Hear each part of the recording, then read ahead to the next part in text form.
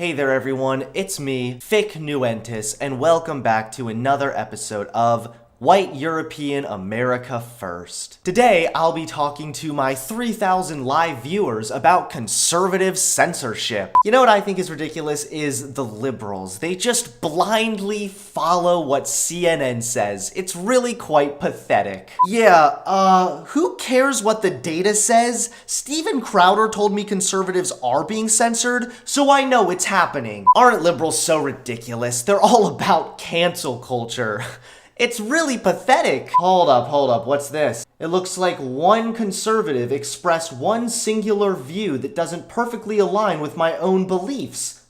Can we cancel this fake conservative? Aren't liberals so dumb, guys? I mean, they're all about identity politics and whatnot. It's really just laughable. Well, it looks like I just had a post deleted on Instagram, and there is no doubt about it that this is because I am either conservative or white. Today, I'm talking about a group of people that I'm sure you're all very familiar with. This group of people gets easily triggered. They prop up identity politics, they play the victim, and they attack anyone who doesn't align perfectly with their political viewpoints. That's right, everyone. You guessed it. Today, I am talking about the alt-right, or as I like to call them, right-wing SJWs. This group of people reject conservative values in a desperate bid to prop up their emotionally based nationalism. What's even funnier is the alt-right actually claim to be conservative, and they label anyone who believes in the principles of life, liberty, and the pursuit of happiness as fake conservatives. Because if you think everyone should be treated equally regardless of their skin color, well, you're a libcuck. I, along with my viewers, know that these people are stupid beyond belief. So together, let's journey back to only a few days ago when I managed to piss off the alt-right along with a few gullible conservatives. It all started when I spoke at Penn State University. If you haven't seen my speech yet, you should definitely check it out. In this speech, I took a different approach and presented data and studies to showcase that conservative claims of big tech censorship are ridiculously overblown, and that frequently, conservatives who claim conservative censorship for every minor mishap online are actually peddling a victim narrative. I made sure to stress that I do believe bias exists and can negatively impact conservatives as well as liberals online. This quickly caused controversy, especially when the alt-right caught whiff of my speech. Usually it's the alt-right morons who are spreading blatant anti-Semitism that usually get banned, so this bunch in particular is big on the myth of conservative censorship. The Daily Stormer, a full-blown neo-Nazi website, published an article titled "Talking Points USA Homosexual Hunter Avallone Claims that Online Censorship is a Conspiracy Theory." Well, I guess Andrew Anglin, the owner of this pathetic website, thinks that this is a diss or something, despite the fact that I jokingly call myself the gay-looking straight boy all the time. But whatever, to be honest, I'm fine looking like a homosexual. The issue is looking like a meth-addicted fairy like you. Look at those beady little eyes, desperate to come out of the closet, but I guess they are keeping him in, so he has no choice but to self-project. Another alt-right figurehead called me out as well, but I really think that he would like to remain anonymous. Shouldn't you be dressed up like a girl, making videos about how transgenders are the real conservatives? You talk a lot of shit after you shamelessly backed out of a debate with me that you had committed to. Well, Mr. Eunuch, too bad you can't blame the Jews for you being a low IQ clout chaser. You know, I'd say hoes mad, but that would imply that women actually wanted to sleep with you. But then again, you did take a photo with your good friend Ashley St. Clair, so who am I to judge? As you can see, these alt-right cucks simply offered no counter-arguments and instead resorted to childish insults and laughable roasts. I'm gonna give you some facts so you alt-right betas can stop thinking with your feelings. Multiple studies have found right-leaning pages grow faster on social media platforms, as well as a study from The Economist which found no ideological bias in Google's search results. This data is of course ignored by money-hungry losers like PragerU, which even unabashedly uses the myth of big tech censorship to collect more subscribers. Even more so, Trump's 2020 campaign manager is Brad Parscale, who ran digital operations for the president's successful 2016 campaign. Parscale declared that his mastery of Facebook for advertising, amplifying pro-Trump videos and memes, and fundraising won the 2016 election. In our current media ecosystem, right-wing sources of news and propaganda spread much further and faster than liberal or neutral sources do, according to a rigorous quantitative study of communication network patterns at Harvard's Berkman Klein Center for Internet and Society.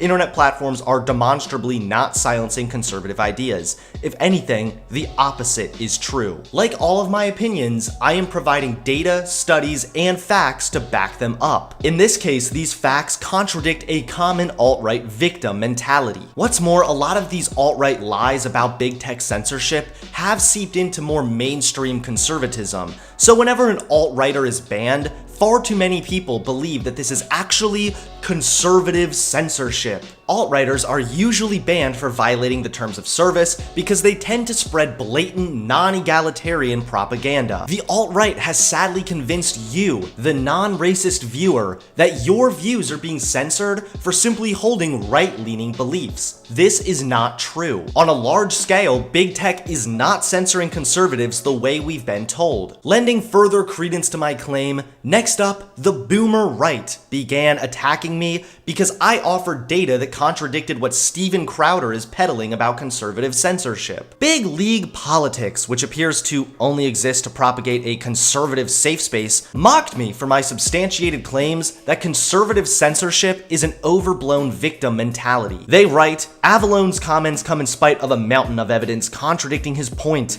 Big League Politics has published dozens of articles about the ongoing purge of right-wing voices, such as Laura Loomer, James Alsup, Alex Jones, Gavin McInnes, Milo Yiannopoulos, and many others from major social media platforms. First of all, Loomer, Yiannopoulos, and McInnes are all edgy, far-right commentators. They violated the terms of service, and they faced the consequences. Even more so, Milo Yiannopoulos still has his YouTube channel with nearly 1 million subscribers, which he chooses not to take advantage of for some reason. Not to mention, when these far-right commentators were banned, far-left radicals like Louis Farrakhan were banned as well. Facebook and Twitter even hemmed and hawed for years whether they should enforce their own terms of service when it came to banning Jones and Yiannopoulos. Secondly, Alex Jones is a right-wing voice? Surely you're not equating American conservatism with the notorious fake news spreading conspiracy theorist, right? I don't know, or maybe you are. Whatever fits the narrative, bro. Lastly, not only are you assuming these people were banned because and only because of their political views, but you were also providing these examples as really lame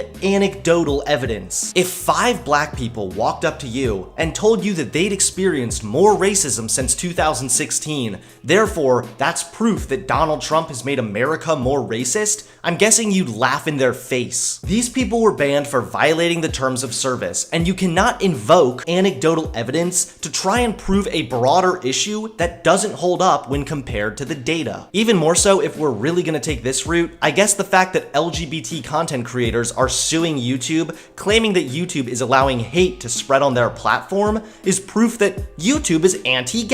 Again, I'm not saying that political bias doesn't exist when it comes to big tech making decisions, but rather the claims of mass conservative censorship are vastly overblown. Avallone's apologetics for big tech censorship comes following news that Facebook CEO Mark Zuckerberg is wooing conservative thought leaders in order to form strategic partnerships as his tech monopoly comes under increased scrutiny. This is the equivalent of if I told a liberal that Trump had enacted policies that greatly benefited black people, and the liberal responds, "Well, Trump just wants to hide the fact he's a racist," which could be true, but there's no real proof. I thought we conservatives were against identity politics, but now anytime something bad happens to any of us on social media, it's definitely because we are conservative. Get over yourself, you wannabe victim. An article written by some irrelevant right-wing hack, Chris Menahan, and posted on Information Liberation, published an article spreading blatant fake news that I defended big tech censorship. This is objectively false, as I clearly said I do not support censorship at the very beginning of my speech, but I guess little Chris didn't bother to watch the entire speech and instead only relied on the little clip posted on Twitter. After I called them out, they updated the title. I must say, this is some very responsible journalism.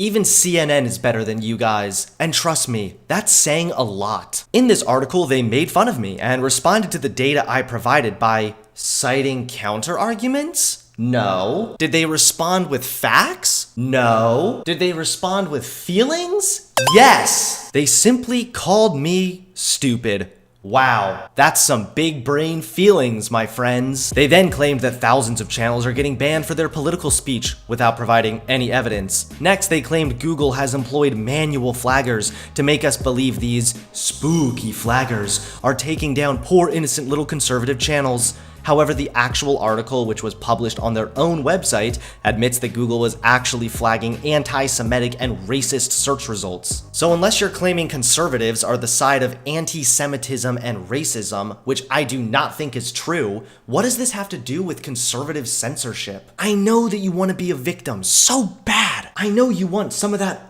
delicious, sweet victim status. I get it, it feels good because there's currency in victimhood. But either back up your claims or shut up, you pathetic fake news spreading lunatic. I can't stress enough that I know sometimes conservatives are treated unfairly by big tech. I do think bias can play a dangerous role when it comes to making decisions inside the companies, but we cannot point to a few examples to try and prove a broader conspiracy. It just doesn't check out when held up to the data. Left-wing and right-wing pages have both been victim to big tech bias, and this is certainly a bad thing. But I'm able to provide real studies which found right-leaning pages grow faster than left-leaning pages, and the sad truth is there's a higher correlation between being conservative and edgy humor that sometimes crosses the line. I understand that you might not like the community guidelines. I don't like them sometimes either. But remember how we conservatives are all about taking personal responsibility? Well, in this case, it's no different. Scott Greer, who I'd never heard of until he tweeted out his lovely support for yours truly, also mocked me. Mark Dunce was quick to follow suit. Again, no evidence, just mockery. Pretty cheesy SJW behavior if you ask me. Boy, I tell you guys, we are really living in a clown world.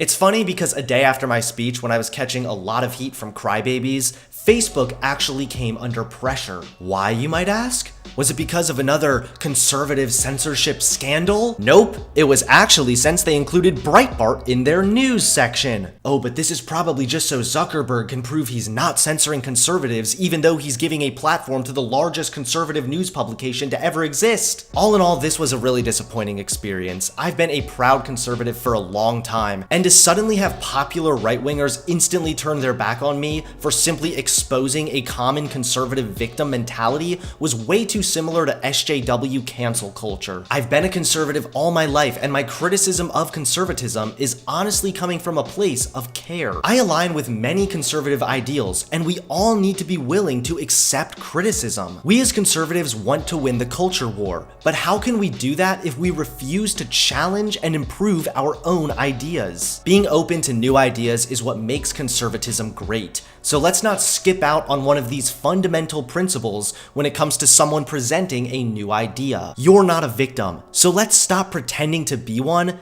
and get back to spreading the truth. You looking like a bitch to me, so your opinion ain't shit to me. Why didn't you listen to me? I keep it ill when I hit the beat. The underground's where I'm meant to be. No. This one's to the killers and the creeps, to the savages beneath, feeding for their red meat. Keep it ill. This one's for the goons and the freaks, to the fiends in the streets trying to make ends meet. Told you, man, that